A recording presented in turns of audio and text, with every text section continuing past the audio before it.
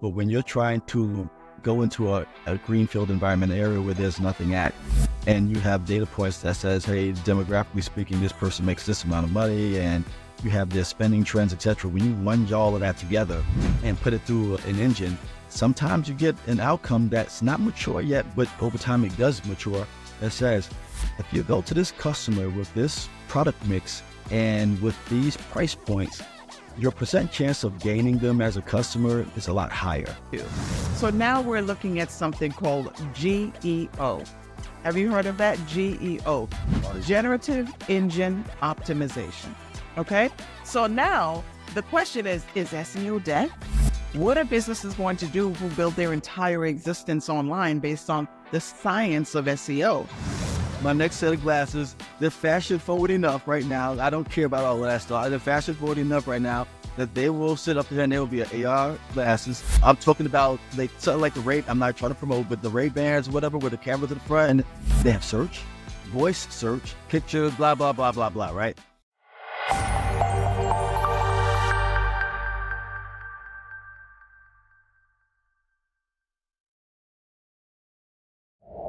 Hello, everyone, and welcome to the newest episode of the 10X Blueprint podcast.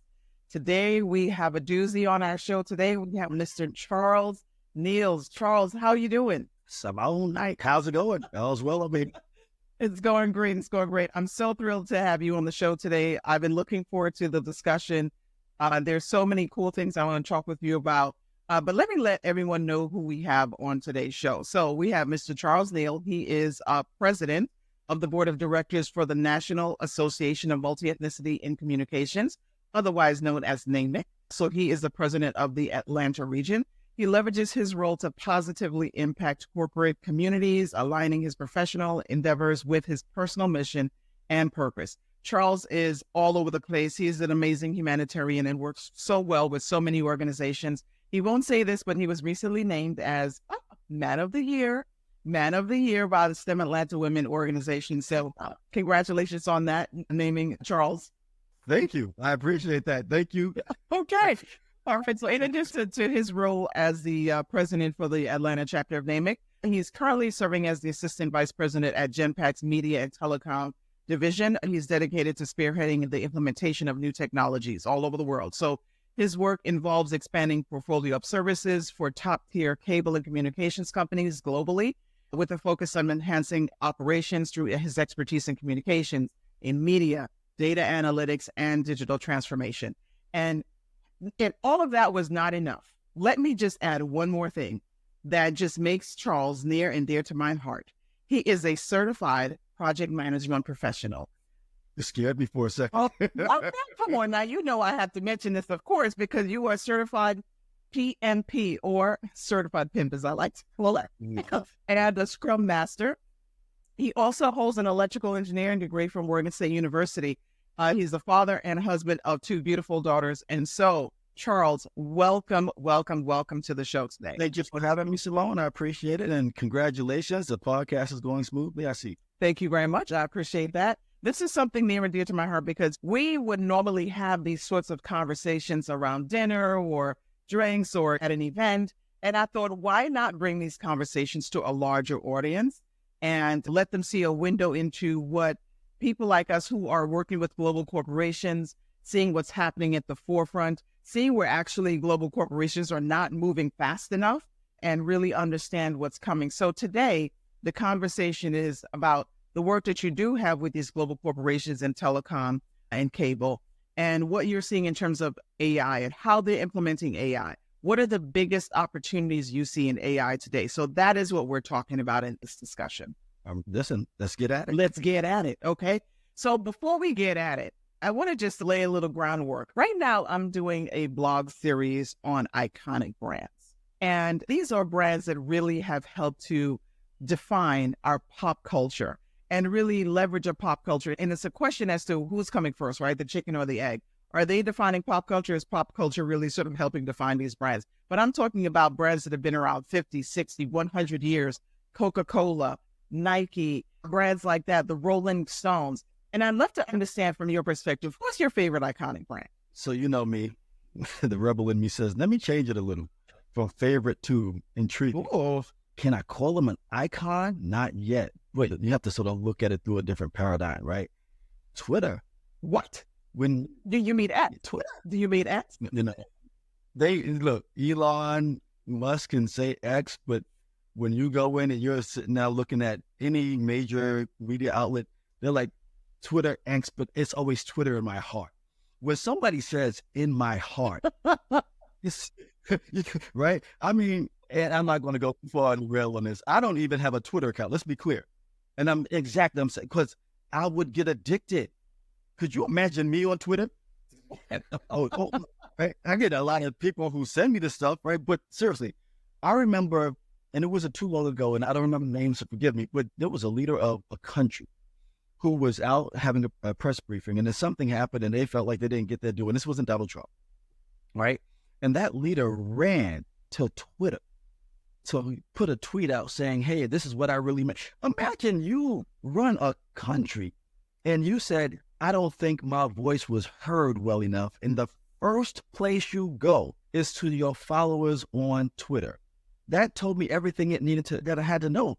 That's a platform that's used globally by leaders, by presidents of countries, by every blasted organization under the sun. And that even I said, hey, to a couple of people in my organization, hey, we need to think about getting on the Twitter account. I don't follow that. It's so polarizing that you can't even get a decision on whether you should or you shouldn't, but you do read the tweets and you do forward the things out that says, this is what the conversation is, and these are the people who are having it, and this is the platform that they're using. So no, I'm not endorsing it per se, but I am saying that it is a relevant platform for pop culture in this day and age. If you go and look at the top Twitter influencers and you look at the name, that is all of pop. It is all of leadership in the world globally. And so I think it has a place in our society for the foreseeable future. Well, that is interesting. And I don't disagree.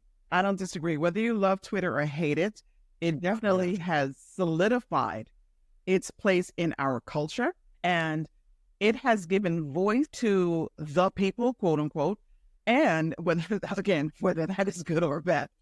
Because I think one of the reservations I have about Twitter is that it's almost like the wild, wild west of social media, in my opinion, because you have a lot of people that are hiding behind the internet. Now, granted, I'm not going to single out Twitter because there's a lot of platforms that have that, right?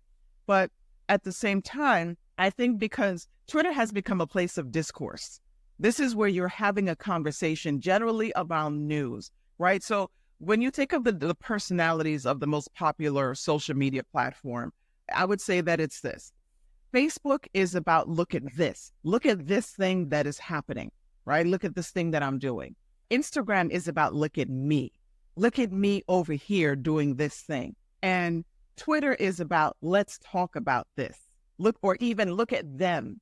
So it's become this place where you're having a lot of back and forth conversation and you having random people sort of chime in. It's almost as if you're sitting at a restaurant having lunch, Charles, and random people walk by and chime into your conversation. Hurling insults. Right now, we're in NBA playoffs. Mm-hmm. You can't go to a timeout, a commercial break, without seeing the list of tweets coming up on the side from players and fans, etc., on what just happened 2 minutes ago, 2 seconds ago. Absolutely. It is part of the fabric. Will it be here 5-10 years from now? Who knows? Maybe it'll evolve into something different, a different form. And then when he puts the payment rails on this thing, mm-hmm. Oh, come on now. Now you're talking about you can send money back and forth along with having a conversation. We don't even understand yet. You know, chess and checkers. Since I'm talking about iconic brands, I got to get on my soapbox about the fact that he rebranded Twitter with the letter X, his favorite letter. I'm just like, you basically threw away one of the most iconic logos. Do you think that it'll come back? I think there's a reemergence of it at a certain point in time. Who knows what? I don't know if it's from him. I don't think it's from him. He's obsessed with this letter X, and he has all the rights to be that way and name his company whatever he wants. But from a brand perspective, I think the rebrand was a mistake. Okay, do you get an X or do you get a tweet? You get a tweet. That's exactly right. Right? This is one of those rare moments where the brand actually aligns with what you're actually doing, right? This is one of those rare moments when the brand supersedes what the management is trying to do with it. Yeah, that's how you know. The brand is saying, I'm not dying. But you know what? Okay, I'm going to give it to you. That means that it is an iconic brand, right? That means that it is an iconic brand. It did not pass the 50-year-old threshold. However, the brand itself has taken over and it's become a part of our culture. It has superseded what was originally planned by even the people who created it, and it's now taken on a status of its own. So let me share with you the 7 characteristics that I see that iconic brands have utilized to become this fabric of our lives, really, right? So number 1, authenticity. They are authentic and they stay true to their core values, their belief, and they resonate with our emotions, right? As people. That's 1. Number 2, cultural relevance. They evolve with the times, always staying part of our heritage and maintaining what's happening in terms of shifting trends. Number 3, community building. They build a strong community, strong, vibrant community where people are really wanting a sense of belonging and camaraderie. And that's all part of what they're doing. So far, I would say that Twitter is going 3 for 3 so far by listing 7. You got Black Twitter, you got crypto Twitter. I didn't even realize you had subcategories from Twitter. Right. I didn't. You're exactly right. There's the Black Twitter, the crypto Twitter. I'm sure there's every sort of culture. There's a subgenre of Twitter. Okay, number 4 on my list. Emotional connection. They evoke strong emotions and memories. Yeah, there's a lot of emotional connection and strong emotions when it comes to talking about Twitter. Listen to our conversation right now. Number 5, consistent branding. Okay, so Twitter almost had it. You have, I'm trying to change the brand here, but like you said, maybe people will resist it and the bird will come back. Number 6, innovation and adaptability. Yep, they're adapting. We just talked about all these little subgenres and we talked about adding payment systems and all that. And the last thing is engagement and interaction, right? They actively engage their audience and two-way communication and dialogue. And as you mentioned, Twitter is a big part of what's happening with the basketball teams and just sports in general. People always take to Twitter and talk about their opinions on things. So perhaps you're right. I was thinking in my definition of iconic brand, you had to be around for at least 50 years. But I would venture to say, Charles, that you are right. That Twitter is becoming an iconic brand. And it does meet all of the 7 characteristics that I've laid out. So yes, you nailed that. All right. So let's get into today's conversation about what we see coming in AI. The world shifted in November, December of 2022 when ChatGPT was announced. And basically Q1 in 2023, when a lot of people really started latching onto it, it grew its audience faster than anything else in the world. Whereas like Facebook took like 2 months to reach something like that. So the growth is fantastic with ChatGPT. Obviously, that has been evolving. And then you have these other AI platforms that are coming out every day. There's something new to do generative AI with text-to-text or text-to-image. Now you have all of these video generators that are coming out. I mean, there's a lot of deep fakes. I mean, there's a lot of pitfalls and watch outs and guardrails that are still necessary for us to catch up. But when you're out there implementing technology strategies with these global corporations, what are you seeing that's coming in terms of AI and how they are using it? This is still all about the customer experience. When you start having a conversation with leaders about what are their biggest challenges and their goals, it's really about revenue acceleration, revenue recognition, churn reduction, and all that is based on how you treat the customer. So the more information you have on the customer by itself is just information, right? You can run some analytics on it and say, oh, okay, this percent does this percent does that. But when you're trying to go into a greenfield environment area where there's nothing at, and you have data points that says, hey, demographically speaking, this person makes this amount of money, and you have their spending trends, etc. When you lunge all of that together and put it through an engine, sometimes you get an outcome that's not mature yet, but over time it does mature, that says, if you go to this customer with this product mix and with these price points, your percent chance of gaining them as a customer is a lot higher.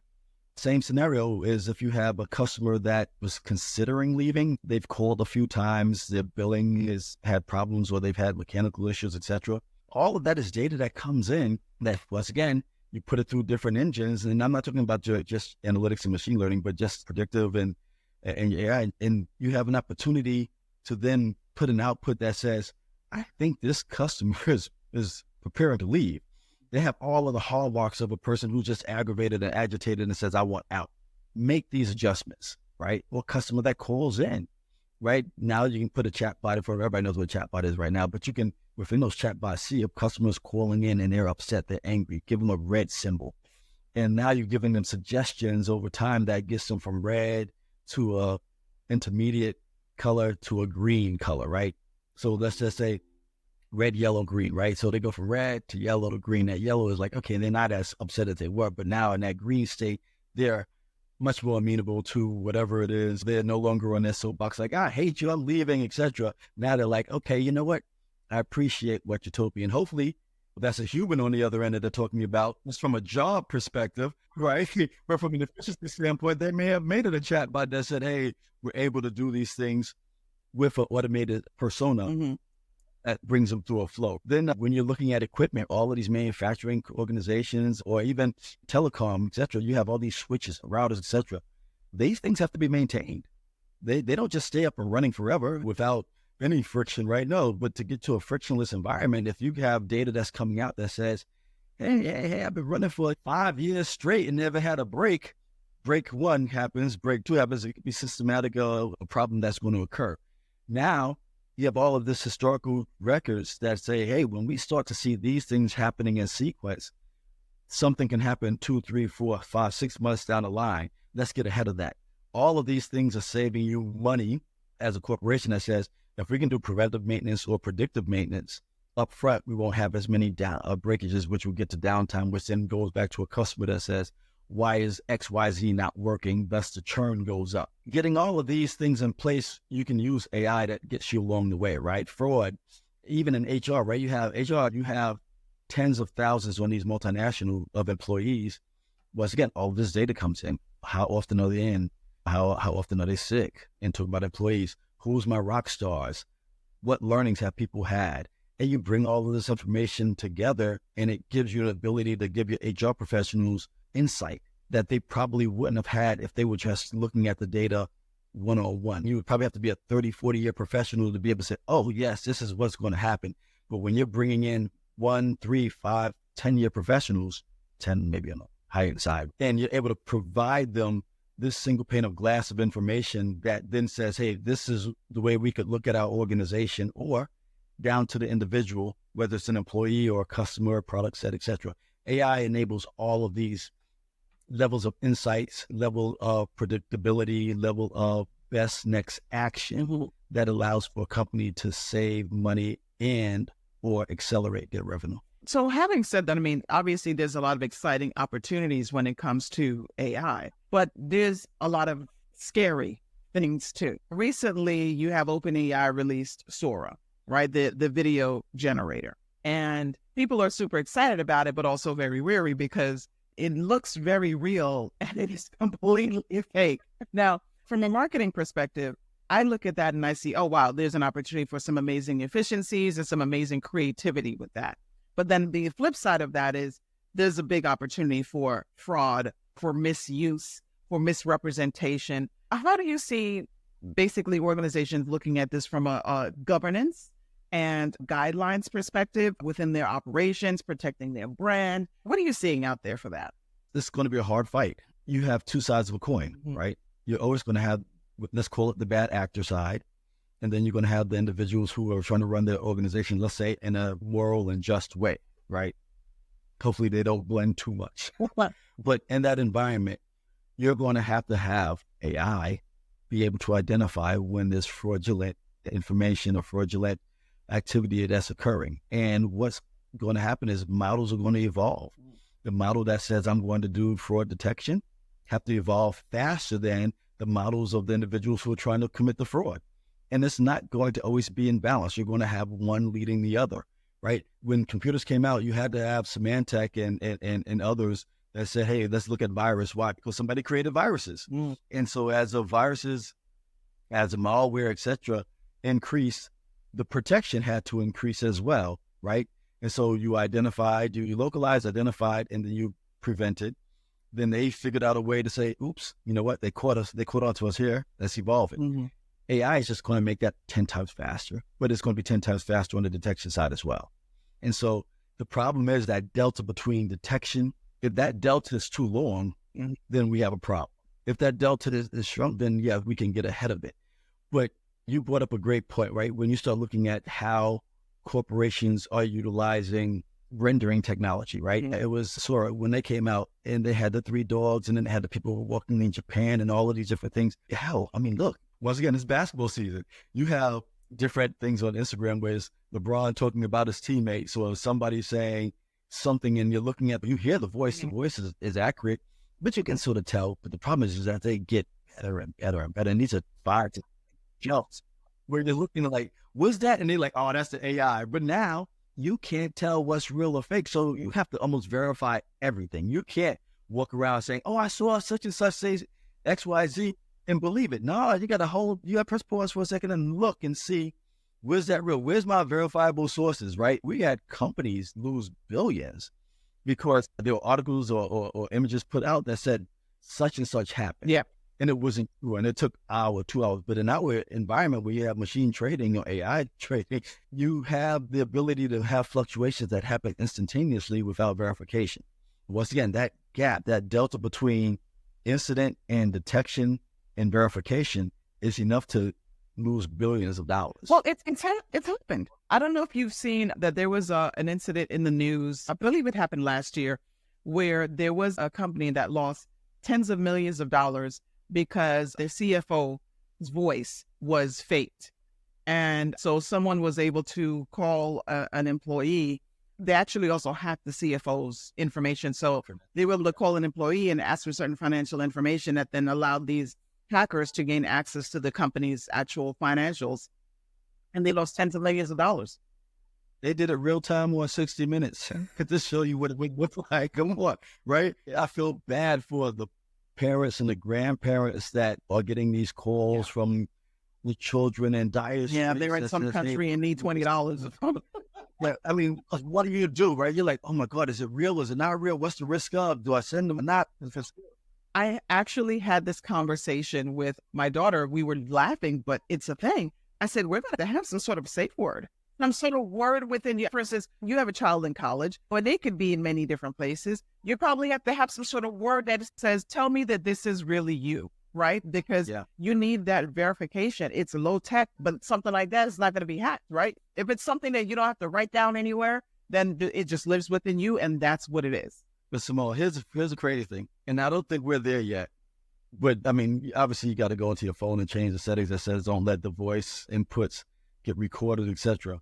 But we've been together where we've had a conversation, and an hour later, you look at your phone and you see something like, wait a minute, how did this pop up? We just talked about this thing, like, oh God, it's listening to me. What is low tech now? How do you, hey girl, listen, the next time you call me with a problem, I need you to tell me the safe word. Well, Dan, you text me the safe word and I forgot it. We'll look it up. And all of a sudden, AI is looking it up before hey, you have to get it in blockchain. It's going to have to be in your crypto wallet and stuff like that. So I'm like, look, man, I'm going to send it to you right now. Right, come on. You know, I'm afraid to give. I was about to say, sensitive information that you can't pass it to people if they don't have the same level of scrutiny that you have. Like right now, sending individuals who are not aware any financial information, you damn near ain't send nobody no passcodes, anything like that. You can't send to individuals if right now, when you start looking at elderly parents, let's say we're at that age where now parents have memory issues, etc., right? And you want to send things to individuals, if they have the ability to be compromised and they have your information, that means you also have the ability to be compromised. And so we have to start thinking a little bigger, a little longer term than where we are today, because we're in an environment where the technology is so good that you will get taken advantage of in an instant. I was watching a movie, as crazy as the movie was, called The Beekeeper with Jason Statham. People are scamming individuals like never before. And that to me is the big component of where I get nervous and say, for all of technology's advancements, you have to have individuals, smart knowledgeable individuals who are on the side and make it a crusade of being ahead of the nefarious actions. Because once again, if that side is winning for a longer period of time, it has consequences to not just you as an individual, but to us as an ecosystem, right? I'm not even worried about will the AI become sentient and all this other. Well, we got God knows how long before you get there. I'm just worried about is an idiot putting machine guns on their drone and sending it out someplace with different logic to do certain things. You know, it's just stupid stuff that you look at and say, I'm dead serious, right? I mean, you can train, something on anything. You can train a bot on anything for the most part. And if you just give it, ridiculous actions and send something out and say, if you see something, have this action, and that action has negative consequences, we don't have an understanding right now of what that really could look like. Some idiot running around a mall doing A can quickly turn into an environment where somebody sends something out autonomously to do something and have an action. Are we there yet? I hope not. Are we close? I'm pretty sure we're closer than people think we are. Well, the sad thing is that society, there's going to be bad actors, right? That it's been that way literally since the beginning of the human race, and I don't foresee that that's going to change. But as we were talking about before, it's the guardrails that society decides is necessary for whatever this new technology is. And I'm with you. I hope that we can catch up and make it happen really soon.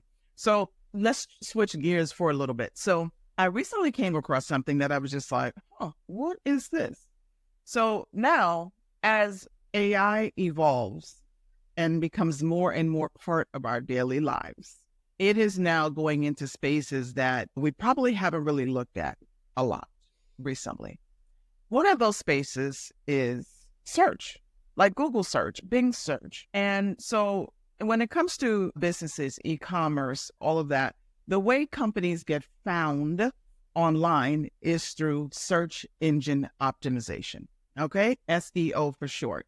And you put your keywords in your website, and the crawlers from the search engine companies will come through your website. So when Simone types in sparkly glasses, then that information will show up in the search for me to look at what the different options are, okay? But AI is changing the game on that too. So now we're looking at something called GEO.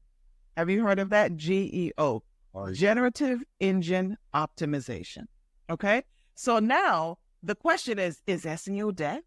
What are businesses going to do who build their entire existence online based on the science of SEO?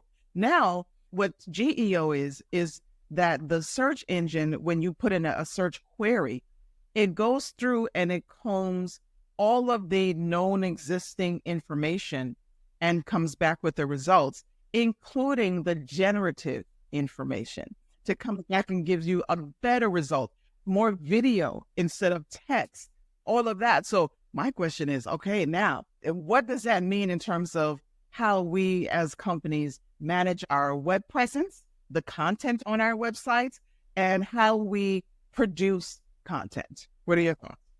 You evolve or you become Blockbuster. As simple as that. Oh, listen, I was a Blockbuster stockholder. I know it well, right? I'm talking from pain. I'm not talking from, I didn't evolve.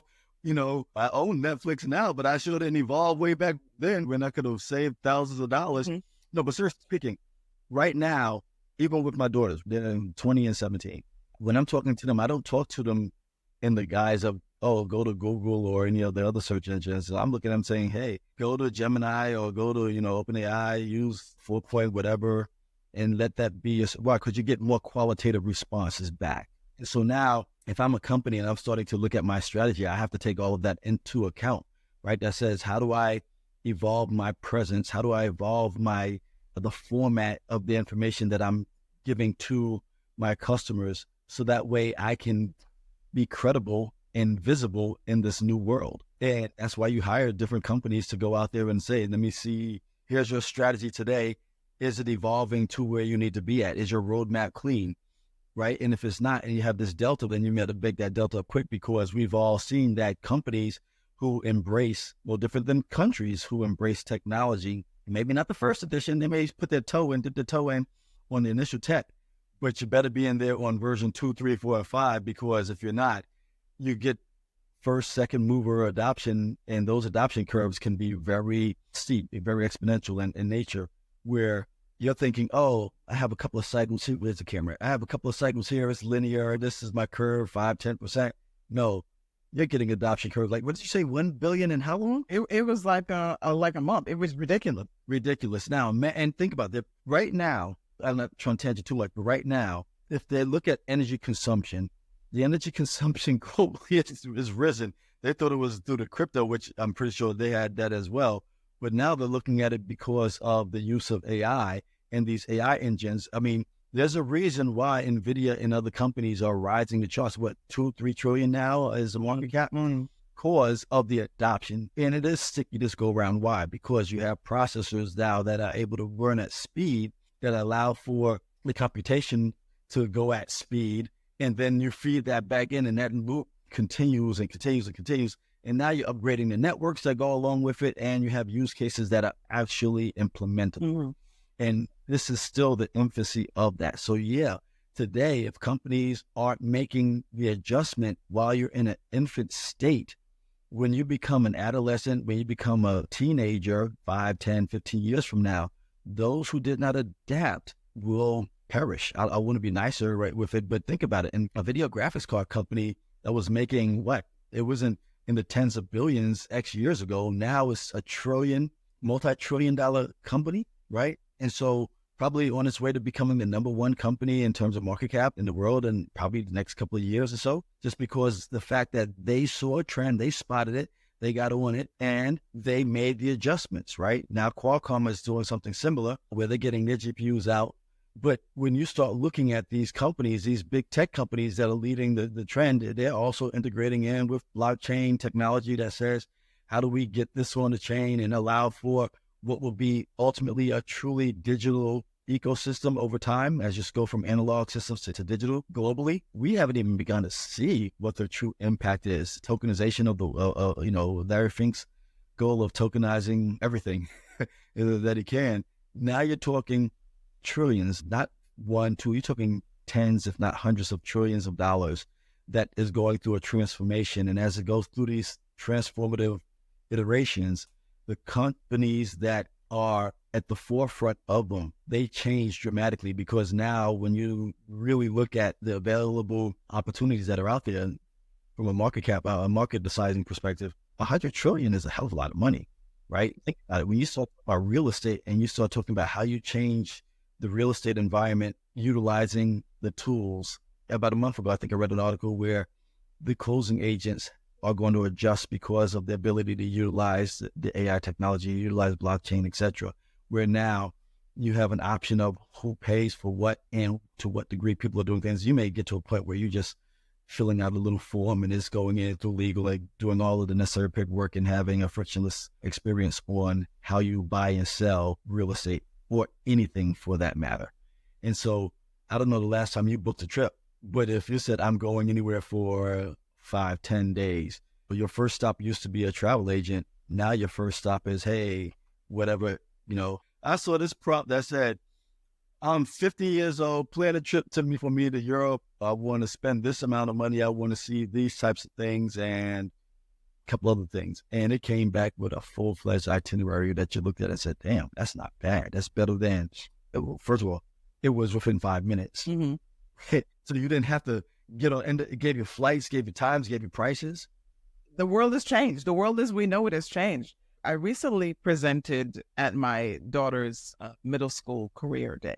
So I was presenting on marketing, digital marketing, and artificial intelligence. I also included information on the Metaverse and augmented reality. And I was surprised that some of the kids in there actually didn't know as much as I thought that they did, but there were 1 or 2 that knew a whole lot, right? And it's pretty interesting. But you know what I realized, Charles? What was confirmed to me? That these kids have no idea about data privacy and understanding the value of data, and how it has become more and more a part of our culture and society, but definitely their culture and society, because these kids are on the edge of Gen Z, and Gen Alpha, right? They're because Gen Alpha is like 12 years old and younger right now. And so Gen Alpha really is growing up with AI. This is more, it's almost the only thing that they know, right? They're AI native, yeah. Right? They're the AI natives. And so I was talking to these kids and I was explaining to them, the link between data and digital marketing and AI and how that impacts their lives. And so I started off my talk by holding up my cell phone and my debit card. And I said, how many of you today in this room have a cell phone with you? And they, of course, they all raised their hand. It's like, 20 or 30 kids in the room. And I'm saying, between your cell phone and your debit card, I know everything there is to know about you as a digital marketer. And the teachers looked at me with a whiplash, like, what are you talking about? And so I started off the conversation there and explained to them some things that they should and shouldn't do, right, when it comes to social media and just general search. But in general, like, what is your life like today with AI? How is marketing impacting your life with AI? And how do you maneuver through that in a way that enriches your lives while minimizing the danger? So I went through all of that with these 13-year-old, 12-year-old kids. And I mean, at the end of it, the teachers were literally calling in other teachers to come and watch the talk and bringing in kids from other classes because there were things there that they hadn't yet thought about, that they didn't realize was already happening. I was showing them innovations in artificial intelligence and the metaverse in terms of fashion, design, chain, things like that, that they were just like, wait, is this one young lady literally asked me, is this coming soon? I said, oh no, baby, it's here. When you gave your talk last year, I was looking at the audience like, where are y'all? What planet are y'all on? Everybody, I mean, come on, Simone, about 60% of the people, 70% of the people in that audience had no clue what you were delivering. And I'm looking like, oh, we are in trouble. And these are people who are in marketing or media in some way or shape or form, working for major global media companies. So that was last fall. And you're right. They were floored by some of the things that I was showing them when it comes to AI and the metaverse and augmented reality and so forth. I'm actually talking right now to a tourism organization in your state, in Georgia. And so one of the things that I'm talking to them about is bringing immersive, interactive technology to their tourism marketing strategy. And they're looking at me like, what do you say? First thing first, my next pair of glasses, because I'm 2 years in, is not going to be just a regular pair of glasses. I will pay extra $200 to make it an AR glasses. Just so everybody know, they'll be like, Charles, really? Yes. My next set of glasses, they're fashion forward enough right now. I don't care about all of that stuff. They're fashion forward enough right now that they will sit up there and they will be an AR glasses. I'm talking about something like the Ray. I'm not trying to promote, but the Ray-Bans or whatever with the cameras in the front. And they have search, voice search, picture, blah, blah, blah, blah, blah, right? I'm looking at a video yesterday. Somebody was in another country visiting and they, hey, company, hey, prompt, what does that sign say? Oh, it says blah, blah, blah. It was in another language. Instant translation? What? I'm about, these are all software upgrades, right? And so all you're doing is pushing code to get a firmware upgrade. When you start looking at it and saying, how much is that? What is that? Tell me a little bit more about that. And it's giving you and you're not on your phone. Yes, I'm lazy. I don't want to go to my phone and have to look it up and da. What I'm saying is that somebody says, but that's what your phone's for. No, the phone is for me talking, right? Now, if I'm walking up like, yo, take this picture, click off what I'm looking at. Oh, hey, do this search or such and such. Tell me about this. Really? Can I tell you one of the use cases that I'm looking forward to with my AR glasses? And you're absolutely right that now the AR glasses are starting to look like regular glasses, right? So you don't really realize the difference. And that is most certainly where we're headed. One of the things that I was saying to the kids is that, and I was wearing my glasses, I said soon, because I did show them a video of AR glasses in life. And I think it was the same video I had shared with you guys at the conference when I was speaking about AI. They couldn't believe it. I said, yeah, the glasses are going to look just like the glasses you have on your face right now. And that'll be it. But one of the use cases that I am looking forward to, you're going to laugh, is to be able to look at someone and have my glasses tell me their name. That is still part of the human condition where we can't remember names. But you know what? I can legitimately think about it. Between Salesforce and LinkedIn and Instagram, Facebook, right? Just on those four, you'll probably hit 80% of the populace, right? Because I mean, everybody puts this stuff off. I mean, you may not get the real, there's going to be things about, first of all, LinkedIn, they got the picture there, right? They tell you who they are, what they do, all that other stuff. Salesforce, you integrate that in. Hey, depending on what company you work for, last time you spoke to such other information, right? Facebook, now you're getting down to birthdays and, who the kid is, huh? And Instagram, what did they do yesterday or 5 minutes ago, right? And so if I'm product at any of those companies, I am trying to figure out how do I get into that data, right? And put a shared revenue model together that says, hey, my God, that could be the evolution of search. Search right now is about, hey, I want to learn things about where I want to go, information, but search in the future at that personal level that says, I'm looking at you, I'm looking at you because I got a camera and it sees you. It can do facial recognition, and I tap a database and have it tell me the easy stuff. That is not outside of the facial recognition component of it, right? The legalities of it. That's not a hard. No, because the data is already out there.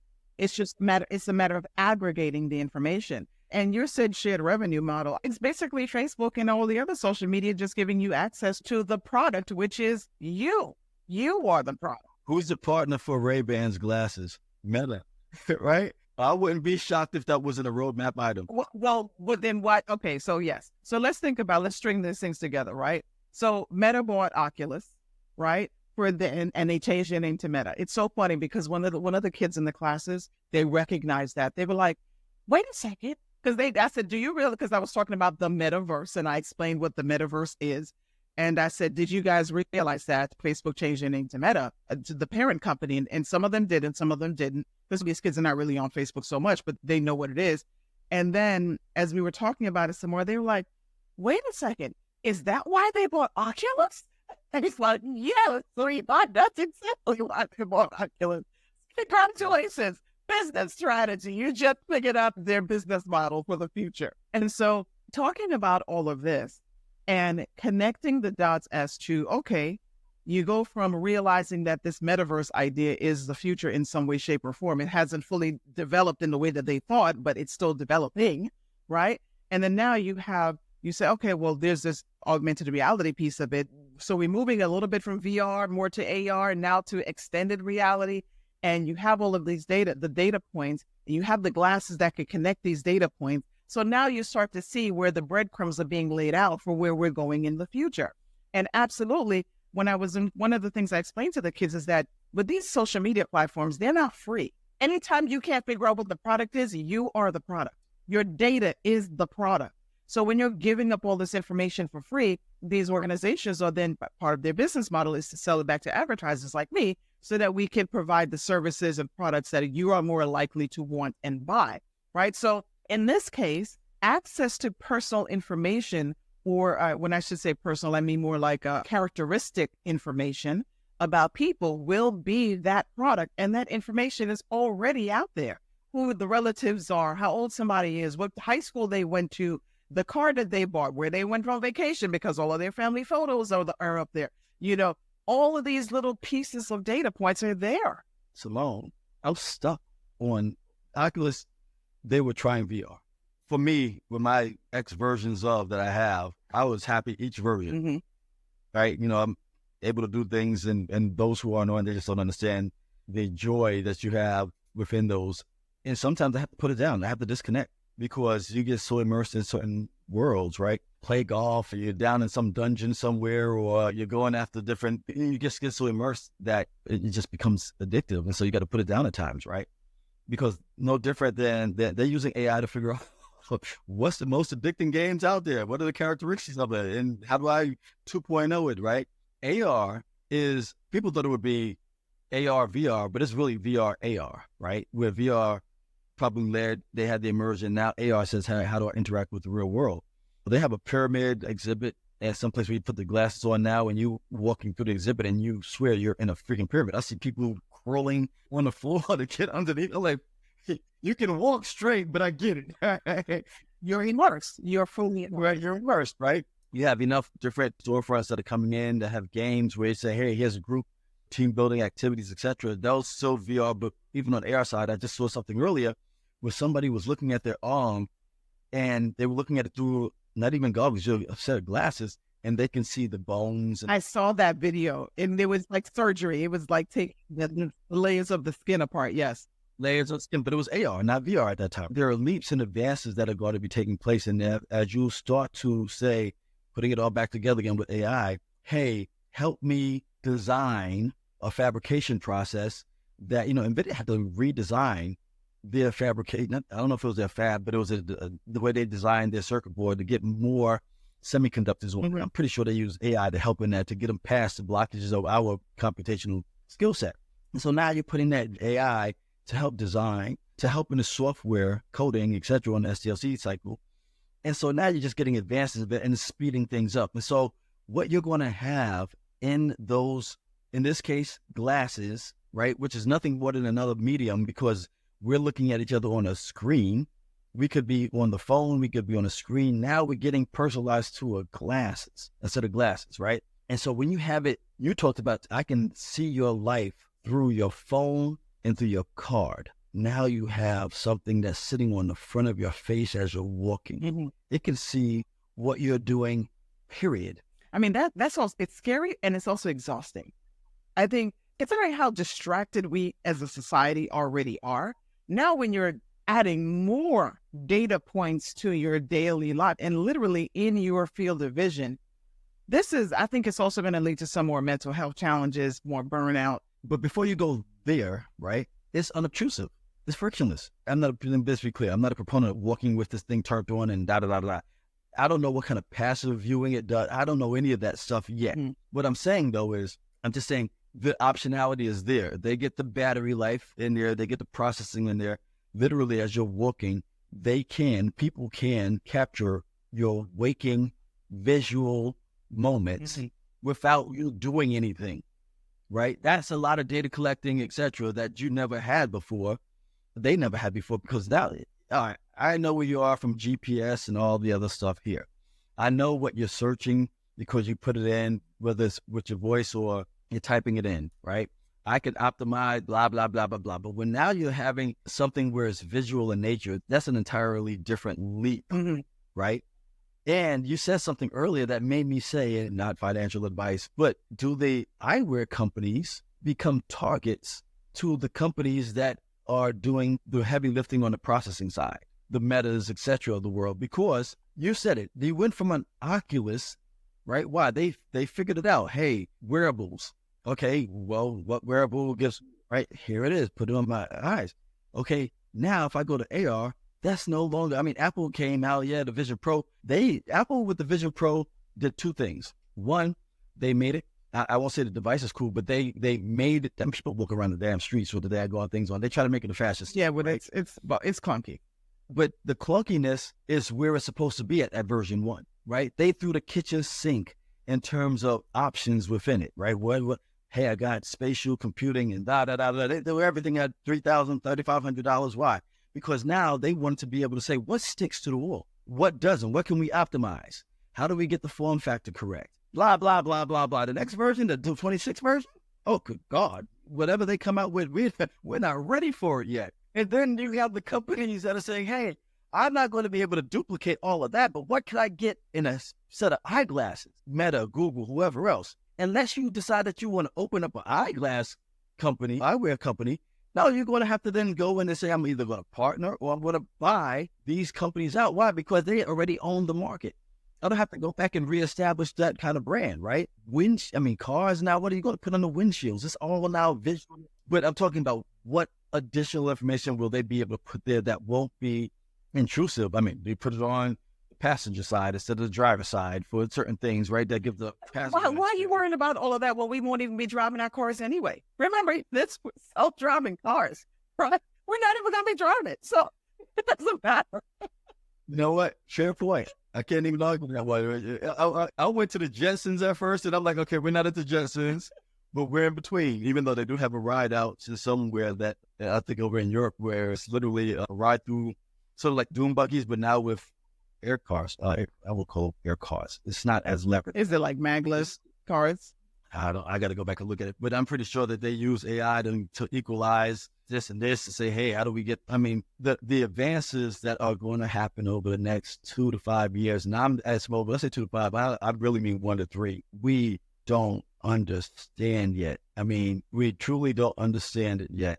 And, you know, right now, when you start looking at the digital divide and you start talking about, I mean, you know, they had to start, you know, the government, I don't want to say they pulled back, but the Connectivity Act is changing in nature, right? And so now you're going to have a divide. Some people are like, oh, who cares about all of that stuff? And I'm like, ooh, you're missing it. Right now, you're having conversations about having access for millions of people to have connectivity to the internet. Clickety-click on a keyboard or whatever device in your home. And I'm all the way on the other side of that line that says now you have internet connectivity on your eyewear, whether it's sunglasses or, and so internet connectivity is internet connectivity, right? If I can verbally say through speech to text, find something, search for something, AI, give me something, take a picture, I have access to things that's more than just my brain power on my face. A person on the other side of the line doesn't have access to the internet to do any of that manually on a phone or on a keyboard. So that divide between the haves and the have-nots is going to be in years in nature, right? Where, unfortunately, I don't know a path that closes it. Some people who are in that line of business, hopefully they are informative enough or informed enough to be able to sort of mitigate that risk. But, you know, 2 things on that. One, I know what side I'm going to be on. I'm going to have the tech. I don't know all of the use cases yet. There are use cases and unintended consequences, both positive and negative for all of it. You just said it earlier, where you looked and said mental health issues, etc. All of these things are fair game for that next phase. I mean, I don't know when this is going to actually air, but I'll be at IEEE. I'll be at IEEE award ceremony on Thursday and Friday of this week, whenever it airs, forgive me. And these are going to be the smartest people in the world, all clustered together. And so, and yet, one of the last meetings, I saw the father of the internet was there. I was like, oh, damn. Last year, they honored Vint Cerf, right? And they're the 2 co-creators of. And so I met Vint this time around. I'm going to meet Bob, Dr. Khan. And so sitting in that room, I'm going to ask those questions. Hey, guys, gals, ladies, you know, where are we? And that's some accent. You know, our brain almost exploded. But I'm coming back home this time for, hey, what about this? What about that? What do you see with Web3? Yeah, in fact, that's a panel I'll be hosting is basically the evolution of networks, right? And so being able to find out where they see the future of the networks and how they're going to go bandwidth, expansion, all the other things, it's going to be key and very interesting. But I'll say that there's a lot of very smart and intelligent people in the world with varying disciplines. And, you know, those who they didn't give up on AI, put it to the forefront. They kept at it. It's sticking now to corporate. It's sticking now to us for personal consumption. I mean, personal assistance, health and fitness, entertainment, how we do our finances, how we learn, how we talked about the travel portion of it, how we shop. It's everywhere. It's part of our fabric now.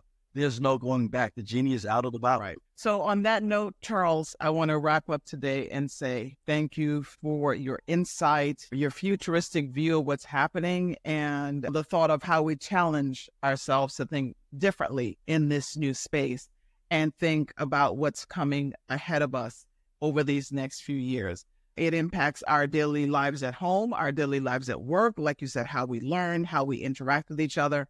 And the future is most certainly unwritten. So thank you so much for joining us today on the 10X Blueprint podcast. People, if you want to connect with Charles or see what he's up to, you can follow him at Charles Neal on LinkedIn. And again, you can, if you're in the Atlanta area, he's also president at the National Association of Multi-Ethnicity in Communications at NAMIC, Atlanta chapter president. So check them out. They have some amazing events always happening, always on the move.